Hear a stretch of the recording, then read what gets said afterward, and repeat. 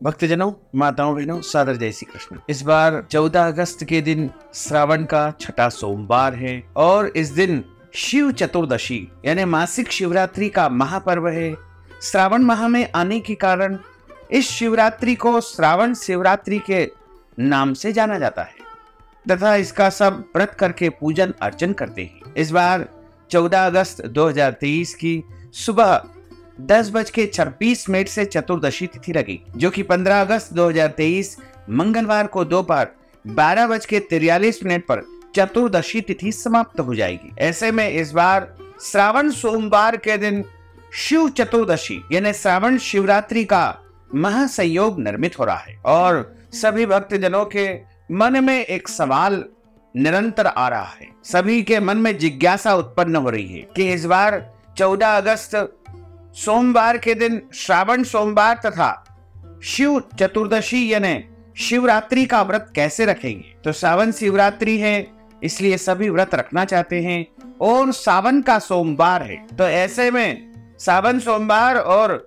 श्रावण शिवरात्रि दोनों व्रत एक साथ कैसे रखेंगे। तो हम आपको बता दें कि श्रावण माह में आने वाले प्रत्येक सोमवार के दिन व्रत करने से देवादिदेव महादेव प्रसन्न होते हैं और भक्तों की समस्त मनोकामनाओं को जरूर पूरा करते हैं। लेकिन श्रावण माह में आने वाली जो चतुर्दशी होती है उसे सावन शिवरात्रि के रूप में माना जाता है और इस दिन व्रत रखने से मनुष्य के जीवन के सारे कष्ट और संकट समाप्त हो जाते हैं। देवादिदेव महादेव की अपार कृपा होती है और जीवन में सभी प्रकार के सुख मिलते हैं। तो यदि आप सावन सोमवार का व्रत रखना चाहते हैं या फिर आप सावन शिवरात्रि का व्रत रखना चाहते हैं तो आपको सुबह यानी 14 अगस्त 2023 के दिन जल्दी उठना है, ब्रह्म मुहूर्त में स्नान करना है और स्नान करने के पश्चात आपको धुले हुए कपड़े धारण करना है।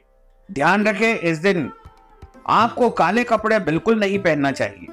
मैले और फटे कपड़े भी न पहने, यदि मैले हैं तो धोकर पहने और फटे कपड़े हैं तो सिल कर पहनना चाहिए तथा इस दिन मस्तक पर तिलक अवश्य लगाएं।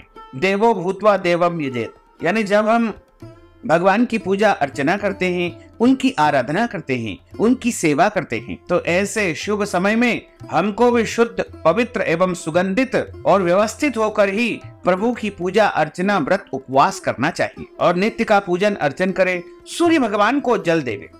अधिक मास चल रहा है, इसलिए दीप दान भी करना चाहिए और गौ माता की सेवा करें। उसके बाद सबसे पहले हाथ में जल लेकर के 3 बार आपको बोलना है ओम विष्णवे नमः, ओम विष्णवे नमः, ओम विष्णवे नमः। और उसके बाद आप बोलिएगा अपना नाम और गोत्र। फिर आप बोलिएगा कि आज मैं श्रावण सोमवार के साथ साथ सावन शिवरात्रि का व्रत करने जा रहा हूँ या करने जा रही हूँ। हे देवाधिदेव महादेव, मेरे जीवन की जो भी इच्छाएं हैं, मनोकामनाएं हैं, उनको आप जरूर पूर्ण करना। इस प्रकार आप व्रत का संकल्प प्रभु का ध्यान करते हुए पूर्व दिशा की तरफ अर्पण कर देंगे। इसके बाद आपका व्रत आरंभ हो जाएगा। वैसे तो श्रावण सोमवार का जो व्रत करते हैं उस दिन 3 प्रहर व्यतीत हो जाने के बाद भोजन कर लेते हैं, लेकिन सावन शिवरात्रि में अधिकतम भक्तजन और माताएं बहनें केवल फलाहार करके ही इस व्रत को धारण करते हैं और अगले दिन सुबह इस व्रत का पालना करते हैं।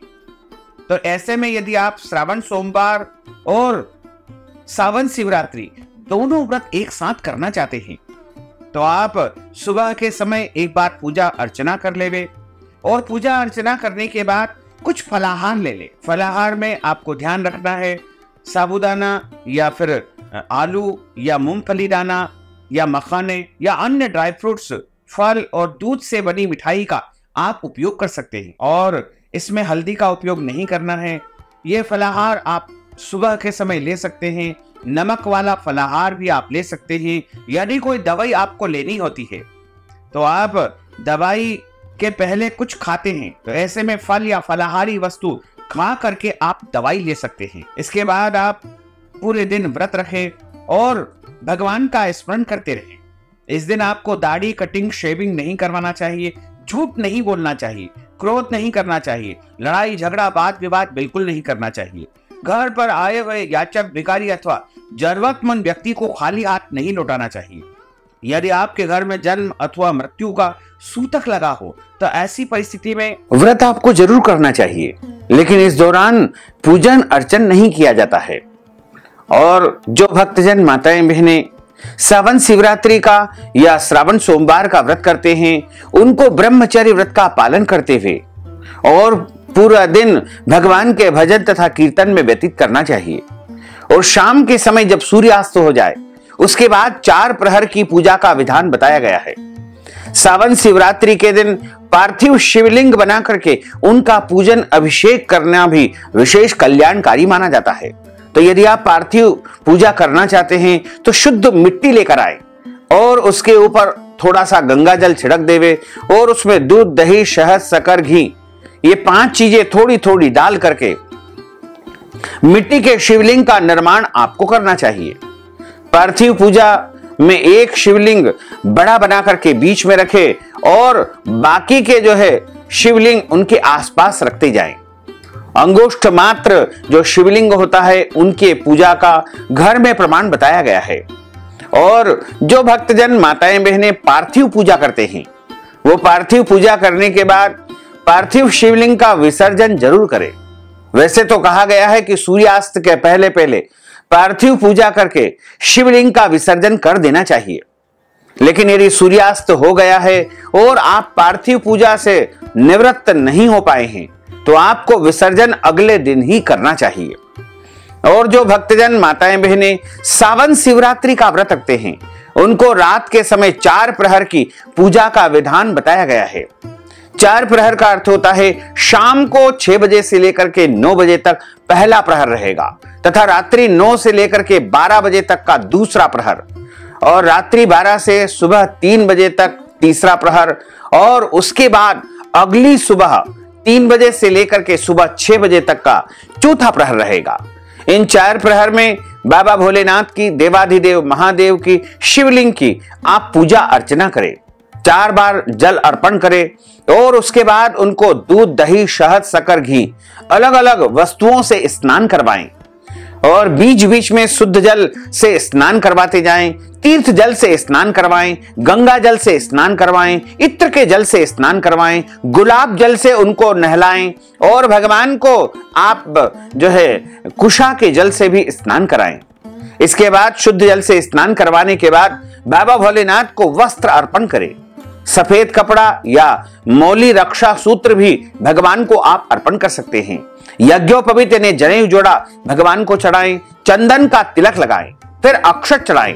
अक्षत खंडित नहीं होना चाहिए। साबुत चावल थोड़े से जल में गीले करके यानी भींगे हुए चावल प्रभु को अर्पण करना चाहिए और उसके बाद बाबा भोलेनाथ को आप पुष्प चढ़ाएं, बिल्व पत्र चढ़ाएं। बिलपत्र खंडित नहीं होना चाहिए, टूटे फूटे बिलपत्र बिल्कुल न चढ़ाएं और बिलपत्र एक दिन पहले ही आपको तोड़कर रखना चाहिए, क्योंकि सावन सोमवार के दिन या सोमवार के दिन या शिव चतुर्दशी के दिन गलती से भी आपको बिलपत्र बिल्कुल नहीं तोड़ना चाहिए।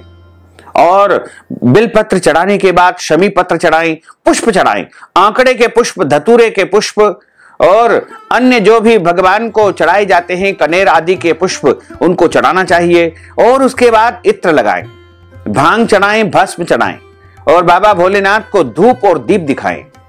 उसके पश्चात उनको नैवेद्यम यानी भोग लगाएं।